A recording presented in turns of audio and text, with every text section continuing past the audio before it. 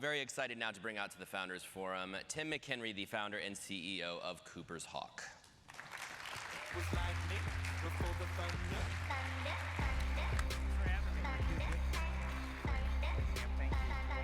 Tim, welcome to the Founders Forum, Tim. All right, so Tim, Cooper's Hawk, most people in this room know, but tell us a little bit about Cooper's Hawk. I hope so, but we're not everywhere yet. So Cooper's Hawk is a winery and restaurant concept company. We, you come into a Cooper's Hawk, there's our tasting room, our Napa-style experience, as we call it. You walk through that, there's our host stand, full-service bar, and 300-seat upscale casual dining experience. And so we have 61 Cooper's Hawk locations, one Piccolo Buco, which hopefully we'll talk about later. And the kind of the secret sauce of Cooper's Hawk, outside of the 8,500 amazing people I work with every day, a couple of them are here today, which I'm grateful for, is the wine club. So our wine club is a subscription wine club. Everybody probably has belonged to a wine club at some point, but the difference is at Cooper's Hawk, 99.7% of our membership come roughly every month or two and pick up their wine of the month. So you can imagine what that does for traffic, and things are pretty cool at Cooper's Hawk with the wine club membership model. So we have but roughly about 750,000 members of the wine club, and so we're very grateful for yeah, absolutely. Very exciting. Hopefully there's a couple here today. I know Jesse said he was a wine club member. That's right. Cameron, I think you're a fan of wine, right? Huh? You got to get on that wine club. You're a fan of wine. We'll launch our own wine club here soon. Competitive wine clubs. Time with Tim yesterday. Yeah. Maybe Nick, who knows? Maybe Coffee Club is next. When did you fall in love with wine? Clearly wine is vital to this business. It is vital, but it's a funny story. So when we opened Cooper's Hawk, I was so focused on wine making, learning how to make wine, because that was going to be the secret sauce. And so, I don't know, we were 2 years into having this business, and I grew up in casual dining, not fine casual dining. And so I remember the idea of, again, owning this business and finding out that Burgundy is a place in France, not a box that's at the store. So I was a restaurateur first and foremost. Restaurants growing up, the whole dishwasher story, like probably 80% of us in the room. And then I got passionate about wine, and so Jason Plutz, who's here today, he's like, hey, I'm gonna go take this master sommelier course, the intro level 1. And I said, that'd be great. Maybe you can bring something back to the organization. And so he goes and takes this course, and he comes back to the organization, and the words out of his mouth was, we don't know shit about wine. And, just what you want to hear. And so it was that inspiration that I got nuts about it. So I put myself through the master's program.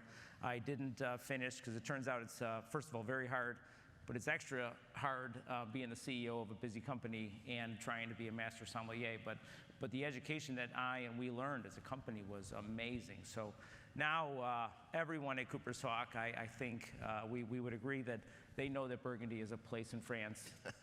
Chardonnay and Pinot Noir are grapes, and that's all good.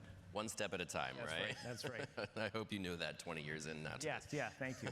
So, and you were 29 when you got this business off the ground, so young guy. And I mean, there are obviously this is a multifaceted business with the wine club, the wine bar, the winery.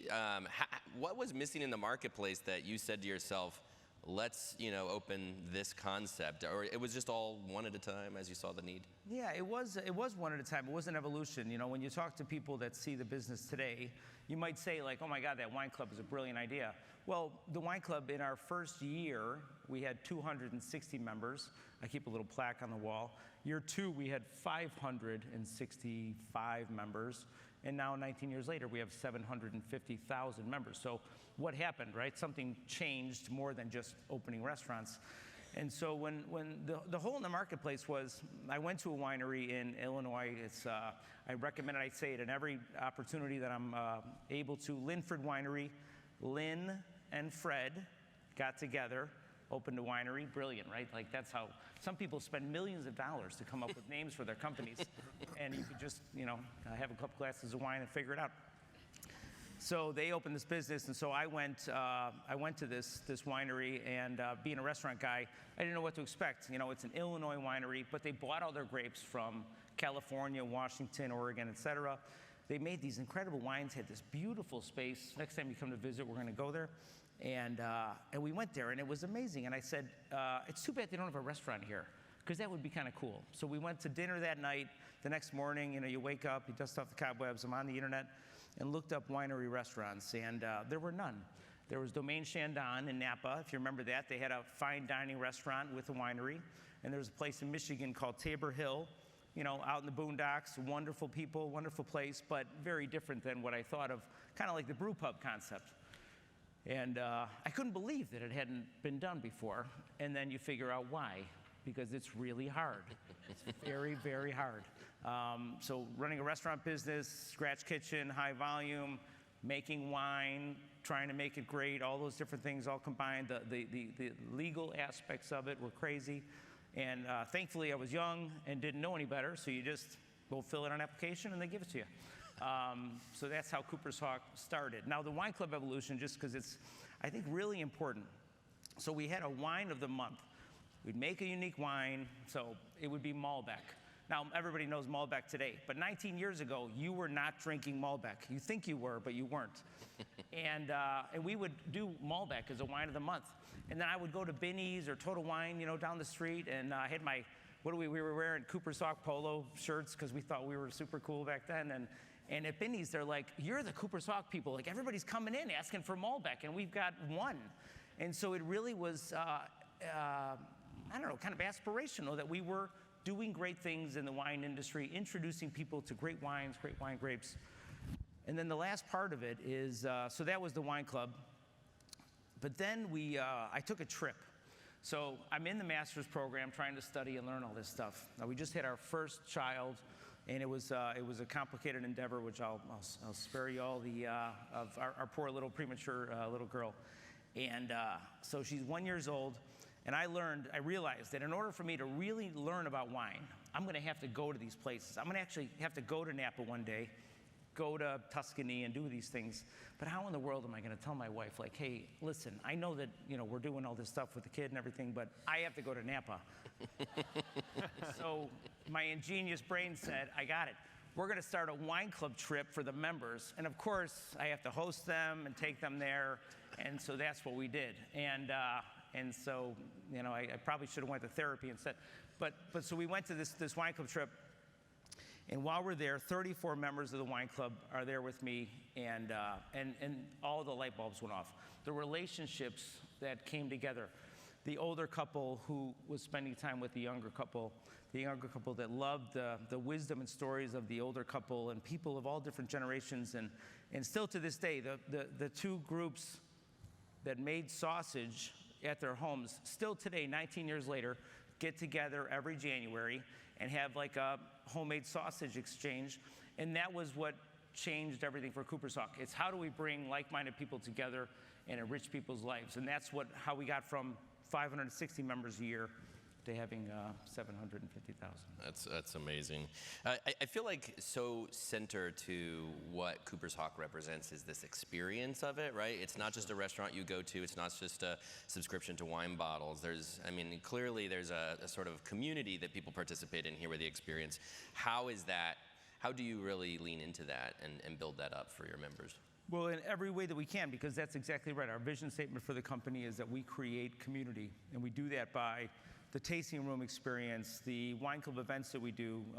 That trip I mentioned has now become a major part of our business, not from a revenue or profitability standpoint, but I don't know, almost 1,000 people travel with Cooper's Hawk every year. Right now, our chief strategy officer is in Normandy with 50 members of the wine club enjoying wine and the great things of France. It's a part of everything that we do is probably the most important part in how we think of it. And so when we talked about the wine club, we had our general manager conference this past spring in the Bahamas. And getting everybody together, of course, is amazing. And I was saying to Jason and the gang, I said, you know what? We're going to let the general managers in on the secret sauce that is Cooper's Hawk. So when we talk to the business, so imagine if we're at ICR right now, or if we're at the Jeffries conference or something, talking about our business model.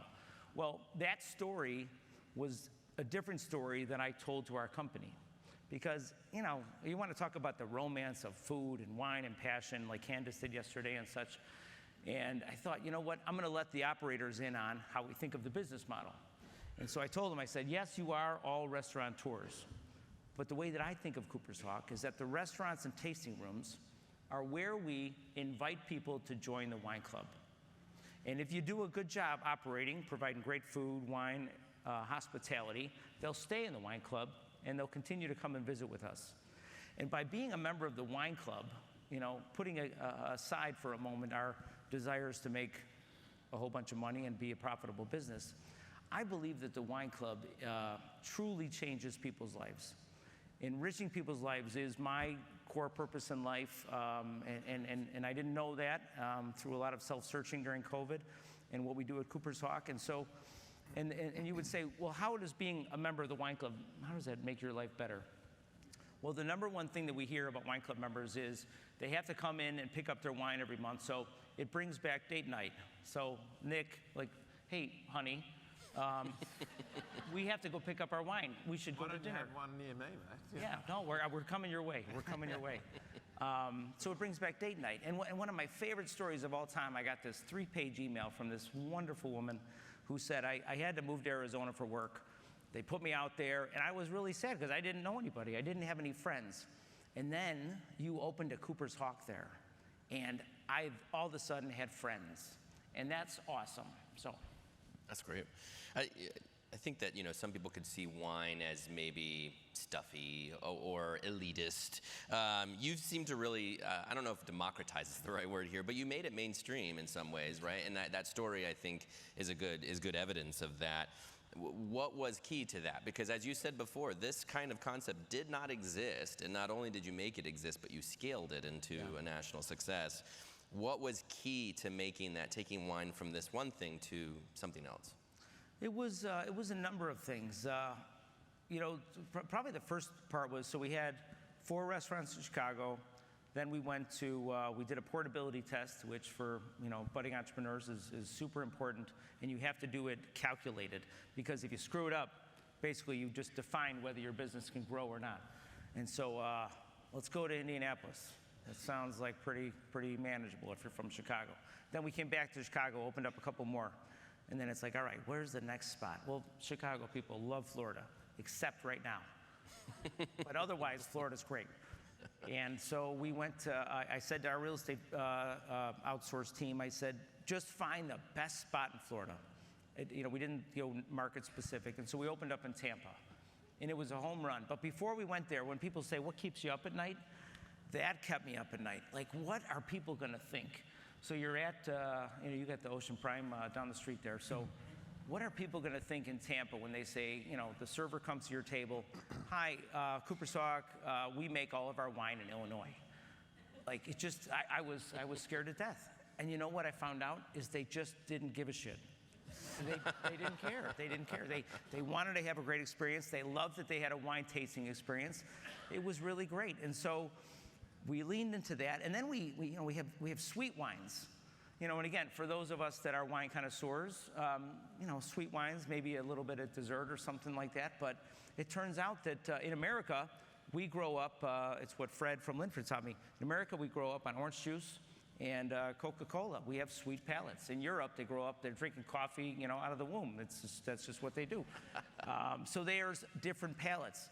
So why not embrace that? And, you know, I remember Howard Schultz saying, you know, he couldn't believe when he started the business to where it is today, how much of mango, dragon fruit, blah, blah, blah, I forget what they call it, or all the sweet drinks and stuff. He thought it was going to be, you know, high quality, Americanos, espresso, et cetera. And the same things happen to Cooper's Hawk.